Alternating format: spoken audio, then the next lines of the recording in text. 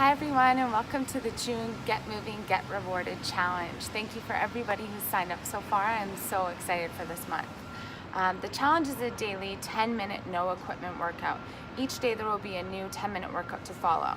It is beneficial to do the workout up to 3 times because that gives you 3 entries towards the prize giveaways. You must comment below on either YouTube or Instagram how many times you did the workout by midnight that night to be eligible to win. Some days there will be prizes for that specific days, and some days there won't. Anyone is welcome to follow along, but you must be a member of fittolive.ca to be eligible to win prizes. You can join at any time throughout the month. If you don't wish to join, I would still love to have you follow along. I have some amazing people to introduce you to along the way and so many fun prizes. You don't have to do the exercises in the videos. You can do any type of exercise. If walking on the spot is a step in the right direction for you, then that's fantastic. Do 10 minutes of that and then put a 1 below. And then maybe by next week you'll be doing 20 and you can put a 2 below. If you're more advanced, do a more advanced workout. It doesn't matter what you do, it's just about moving. So today's workout is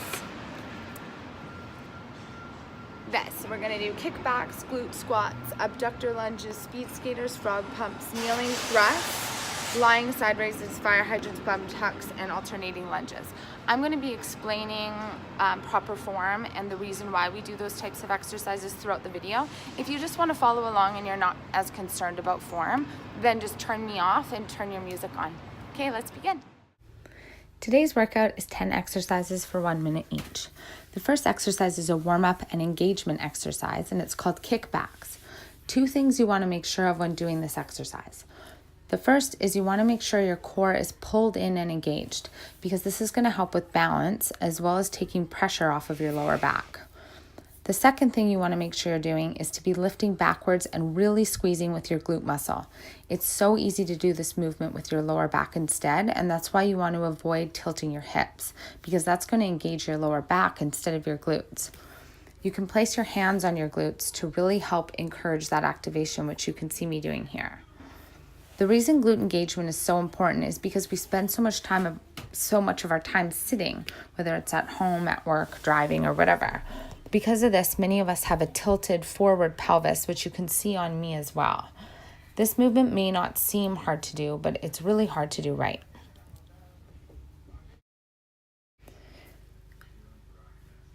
The next exercise is glute squats. Now that our glutes are activated, we're trying to keep that activation throughout the workout, which is the hardest part. Squats are easy to do using your thighs and lower back, but it's actually your glutes that you're wanting to do the work. Again, pull your stomach in and really think about lifting with your glute muscles and not using your thighs. Because when you're lifting with your thighs, it's putting unwanted pressure onto your knees. If you're having a hard time, think about putting all your weight into your heels rather than in your toes. When your weight's in your toes, it's going to really encourage thigh activation. If you'd like to hold a weight or place a resistance band around your knees, this will help with activation and make the exercise slightly more challenging. You can see at the top of each squat, I'm really squeezing with my glute muscle, which is going to help encourage that connection between your brain and those muscles. This third exercise is abductor lunges. So what I'm doing is, you can't really see on this side, but I'm pushing on the outside of my right knee with my right hand, which you'll see more clearly after. But you're pulsing in that lunge position and really pushing and putting pressure between your palm and the outside of your knee. And this is going to help create an activation really strongly in that glute muscle and take all the pressure off of your thigh, which many of us naturally will want to lift with and want to engage. So this is just forcing you to be putting the pressure outwards. It's the same effect as wearing a band around your knees, but instead we're using the pressure of our hand to create that activation. You want to do each side for 30 seconds each. This video is timed to exactly how long you're supposed to be doing the exercises for, so if you're just following along, you don't have to be timing. The fourth exercise we're doing is called speed skaters. So now that we've created that activation, we're trying to keep that activation, but without our hands in place. So you can see I'm going out and back to the sides, and that's going to help create all of the tension to be on the outside of our bum rather than on our quad. So really think about being able to master that activation before you start moving at a faster pace, which is a little bit more advanced and what you're going to see me doing now.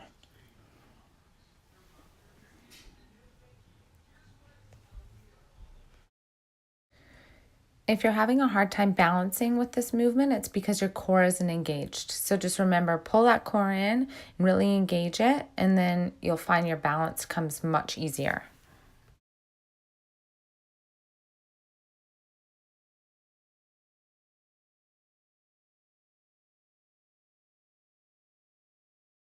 All right, the next exercise is called frog pumps.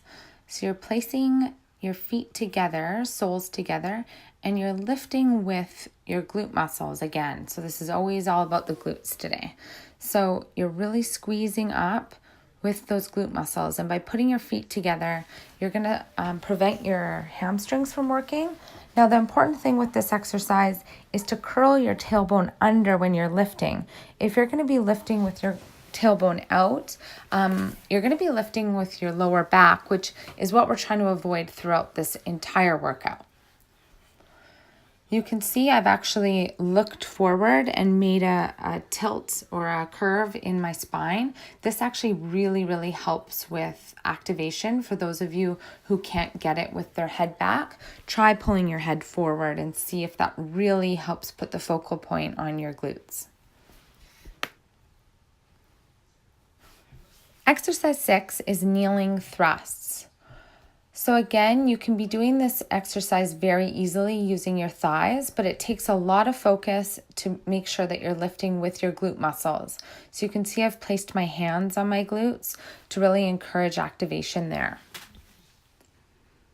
If you want to increase difficulty, you can hold weights in your hand. And if you're having a hard time activating, you can wrap a band around your knees, just above the knees, and put the pressure outwards. But you absolutely don't need to. Just really focus and squeeze at the top.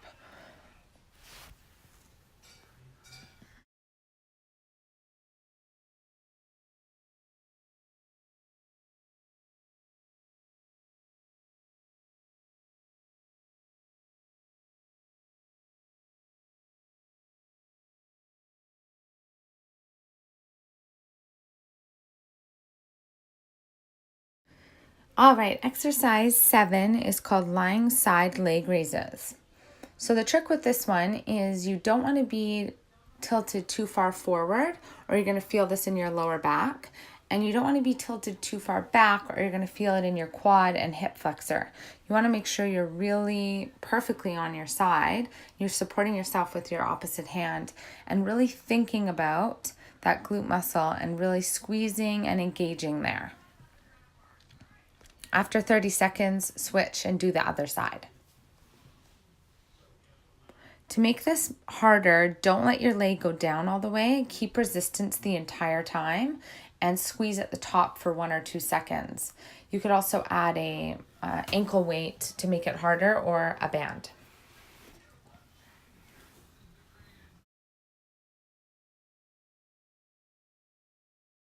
This next exercise is called fire hydrants. And again, you want to make sure your stomach is pulled in so that takes the pressure off of your lower back. And you also want to make sure that your hips are staying level, which is going to help activate your glutes. By tilting your hips overly side to side, you're just going to be activating your lower back. And most of us, our lower back is so strong, we won't even feel that. So it'll feel very easy. Like you can see I'm doing now. I don't feel anything in this motion.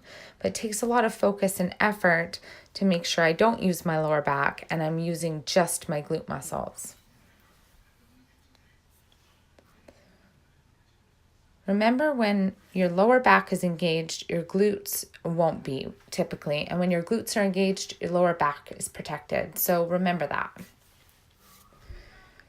You can make this exercise much more challenging by putting a resistance band around just above your knees, but really make sure you've mastered this before you move into that direction.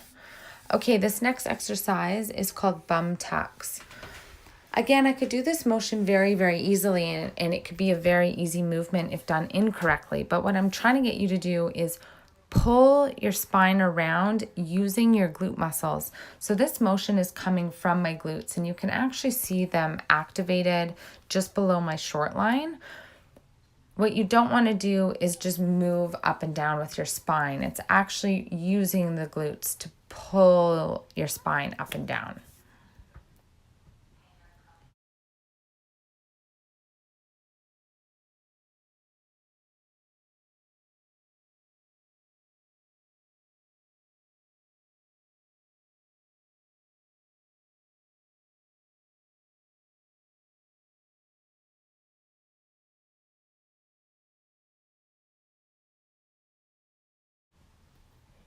All right, this last exercise is putting everything into place, and it is lunges. So we are lunging forward with the weight in our heels and our knees just grazing the ground in the back. Really think about everything we worked on today and focus on that glute activation rather than quad activation. Again, these exercises today might have seemed easy if done incorrectly, but it takes a lot of focus and effort to really change the dynamic of your body. And this isn't everybody, but this is most of the population because we do live a very sedentary lifestyle.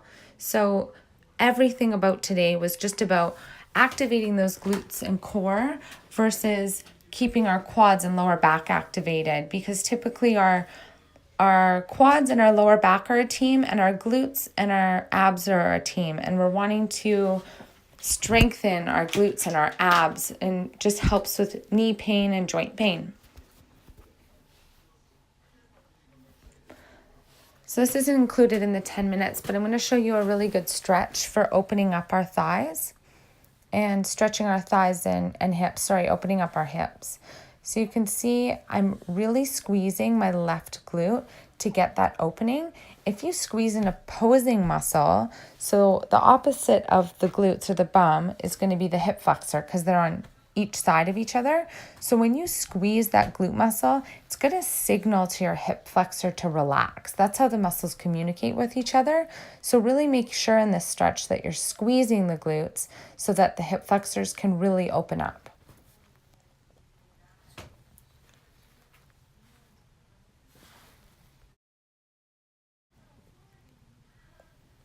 Not all of the exercises and workouts every day are going to be educational like this, but I like to talk about proper form and injury prevention and posture. So anytime you see me by myself, it's probably going to be something more along these lines. But I know we have a large variety of exercises coming this month.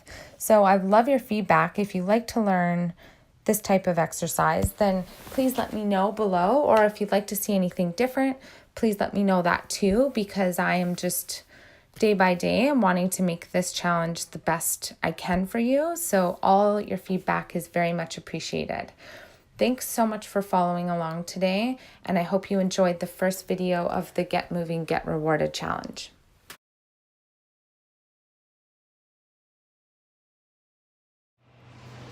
Thank you to everybody who took part in today's workout. If you participated and you've commented below, you are eligible to win a free allergy testing. Anybody who's followed me on social media lately knows how much this testing has really positively impacted me, both mentally and physically as well. Allergy testing is all about fighting inflammation in the body, so it's going to help with digestion, weight control, and mental well-being. The evidence coming out about this type of testing is incredible, and I'm just so happy to be a part of it, and I'm so fortunate that I get to give away 2 of these tests this month. If you want to learn more about the testing, just go to fittolive.ca, and then up in the menu bar it says Get Tested. So best of luck to all the participants today, and thank you so much for being a part of this.